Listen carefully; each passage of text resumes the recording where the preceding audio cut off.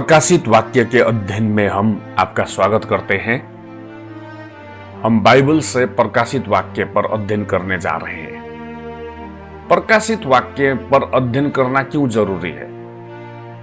प्रकाशित वाक्य पर अध्ययन करना इसलिए जरूरी है, विशेष 3 कारण है।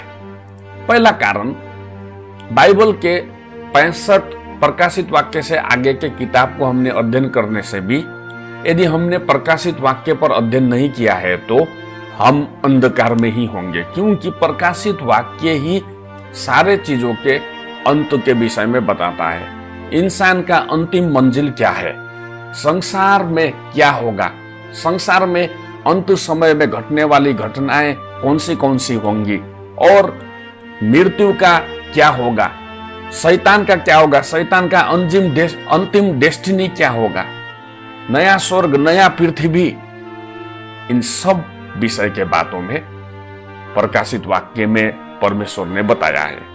और दूसरा, इस किताब को पढ़ने वालों के लिए विशेष आशीष बताई गई है। वैसे तो बाइबल के हर एक किताब को पढ़ने से आशीष मिलती है, परंतु इस किताब को पढ़ने वालों के लिए विशेष आशीष बताई गई है। प्रकाशित वाक्य अध्याय 1 3 पद, धन्य है वो जो इस भविष्यवाणी के वचन को पढ़ता है और वे जो सुनते हैं और इसमें लिखी हुई बातों को मानते हैं, क्योंकि समय निकट है। विशेष आशीष बताई गई है वो 3 चीज करने वालों के लिए, जो वचन को पढ़ता है इस भविष्यवाणी के, और जो इस भविष्यवाणी के वचन को सुनते हैं, और वे जो इस भविष्यवाणी में लिखी हुई बातों को मानते हैं। उनको परमेश्वर ने विशेष आशीष देने की वायदे किए हैं। और तीसरा, जो भविष्यवाणी इस किताब में दिया गया है वो पूरा होने के समय में हम जी रहे हैं। आप और मेरे आंखों के सामने सारी घटनाएं जो प्रकाशित वाक्य में परमेश्वर ने अंत के दिन में क्या क्या होगा बोलकर बताई है, उन सारी घटनाएं आप और मेरे समय पर घट रही है। इसलिए कितना आप और मेरे लिए जरूरी है कि हम प्रकाशित वाक्य पर अध्ययन करें। तो इसलिए हम प्रकाशित वाक्य पर अध्ययन करना शुरू कर रहे हैं। तो आइए हम हमारे पहले भाग को शुरू करते हैं। हिंदी में हमने जैसे कहा प्रकाशित वाक्य कहा जाता है, इंग्लिश में रेविलेशन, और ग्रीक भाषा में जिस भाषा में प्रकाशित वाक्य लिखी गई थी उसमें एपोकलिप्सिस कहते हैं। एपोकलिप्सिस का मतलब होता है छिपा हुआ चीज को खोल देना। पुराने नियम में दानियल की पुस्तक में भी अंत के दिन में घटने वाली घटनाओं के विषय में परमेश्वर ने दर्शन के द्वारा स्वर्गदूतों को भेजकर दानियल पर प्रकट की, और दानियल ने देखे हुए दर्शन और सारे चीजों को उसने लिख लिया।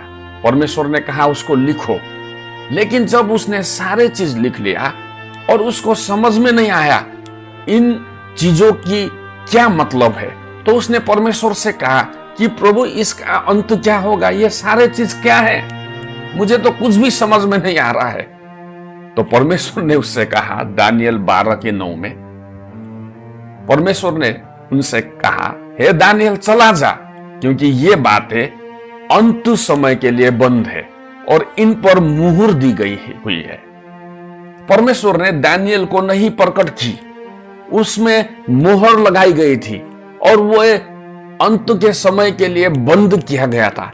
वो चीजें दानियल के समय के लिए नहीं थी, वो तो अंत के दिन के समय के लिए सुरक्षित रखी गई थी।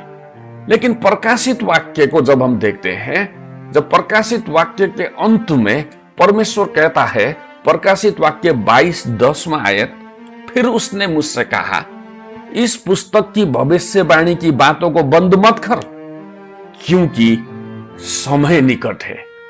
और प्रकाशित वाक्य में दिए गए जितने भी भविष्यवाणी की बातें हैं उसको खुला किया है परमेश्वर ने। एपोकलिप्सिस का मतलब होता है छिपा हुआ चीज को खोल देना। जैसे आप यहां पर इस टोकरी को देख रहे हैं और एक टोकरी में रखे हुए चीज को आप देख रहे हैं, क्या आप बता सकते हैं इस टोकरी में क्या है? शायद नहीं, लेकिन ये टोकरी में हमने जब हटा दी तो हमको पता चल गया कि इसके अंदर पत्थर ही पत्थर है। उसी तरीके से एपोक्लिप्सिस का मतलब ये होता है कि बंद बातों को, रहस्य की बातों को खोल देना, रेविलेशन, प्रकाश में ले आना। परमेश्वर अपनी प्लानिंग को, अपनी योजना को आप और मुझे प्रकट करता है प्रकाशित वाक्य के जरिए से। प्रकाशित वाक्य किसने लिखा था? आइए हम देखेंगे थोड़ी देर कि प्रकाशित वाक्य जो है किसने लिखा था। प्रकाशित वाक्य यूहन्ना, जो याकूब का भाई और यीशु मसीह का चेला है। वैसे तो हम जब देखते हैं प्रकाशित वाक्य के बारे में, प्रकाशित वाक्य अध्याय 1 में और 1 पद से यीशु मसीह का प्रकाशित वाक्य है ये, जो उसे परमेश्वर ने इसलिए दिया कि अपने दासों को वो बातें जिनका शीघ्र होना अवश्य है दिखाए। और उसने अपने स्वर्गदूत को भेजकर उसके द्वारा अपने दास यूहन्ना को बताया, जिसने परमेश्वर के वचन और यीशु मसीह की गवाही अर्थात जो कुछ उसने देखा था उसकी गवाही दी। हाँ, यूहन्ना ने लिखा ये प्रकाशित वाक्य, परंतु स्वयं परमेश्वर पिता ने पुत्र यीशु मसीह को ये बातें दिया कि वो अपने दासों को बताए, और उसने वो शीघ्र होने वाली घटनाओं को अपना स्वर्गदूत को भेजकर उसके द्वारा अपने दास यूहन्ना को दिया। यूहन्ना एक माध्यम है सिर्फ, लेकिन ये प्रकाशित वाक्य स्वयं परमेश्वर के द्वारा आया है। आइए हम देखें कि कब लिखा गया था ये। लगभग 95 एडी में यह लिखा गया था। यूहन्ना का उम्र लगभग 90 वर्ष का था उस समय पर, जब उसने ये प्रकाशित वाक्य की दर्शन को पाया और लिखा। ये यीशु प्रभु के मृत्यु और पुनरुत्थान के लगभग 65 वर्ष बाद लिखा गया। और दूसरी बात, क्यों लिखा गया ये प्रकाशित वाक्य? यीशु के आगमन से पहले सतावट में पड़े हुए विश्वासियों को उत्साह देने और ढाढ़स और साहस देने के लिए इस पुस्तक को लिखा गया था। उस समय पर बहुत सारे लोगों को सतावट पर और उनको बहुत कष्ट और वेदना से होकर जा रहा था, इसलिए प्रकाशित वाक्य का किताब विशेषकर विश्वासियों को उत्साह देने के लिए लिखा गया है। इस संसार में दुख क्लेश तो होंगे, परंतु ढाढ़स रखो, मैंने संसार को जीत लिया है। आप और मेरे लिए अनंत अनंत का राज्य परमेश्वर ने दिया है, और उसके बारे में उसने प्रकाशित वाक्य में प्रकट किया है। कहां पर लिखा था यह प्रकाशित वाक्य? पतमोस टापू में लिखा गया। जब यूहन्ना को उन्होंने परमेश्वर के वचन और परमेश्वर के गवाही के कारण से उसको उन्होंने पतमोस नाम के टापू में रख दिया।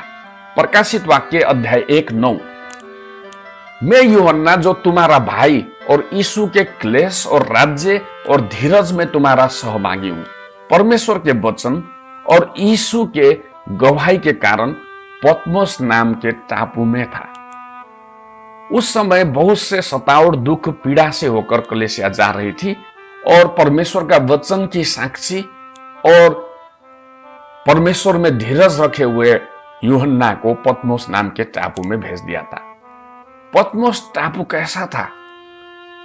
पतमोस टापू चारों तरफ से पानी ही पानी थी, और एक तरफ मेडिटेरियन सी था, एक तरफ एजेंसी था, और सामोस टापू के नजदीक ये पतमोस टापू था। कहा जाता है इस पतमोस टापू में कोई भी नहीं रहते थे। ये पतमोस टापू जो है वीरान एक टापू था, और इस टापू में उसको मरने के लिए सताया जा रहा था, और उसको पतमोस टापू में यूहन्ना को भेज दिया गया। और उस समय पर परमेश्वर ने अपने स्वर्गदूत को भेजकर पतमोस टापू में यूहन्ना को प्रकाश दिया। हम अगले क्लास में देखेंगे कि किस तरह से परमेश्वर ने उसको प्रकाश दी। तो प्रिय मित्रों, आज का हमारा पहला भाग को यहीं पर हम समाप्त करते हैं, फिर मिलेंगे। परमेश्वर आपको बहुत आयत की आशीष दे।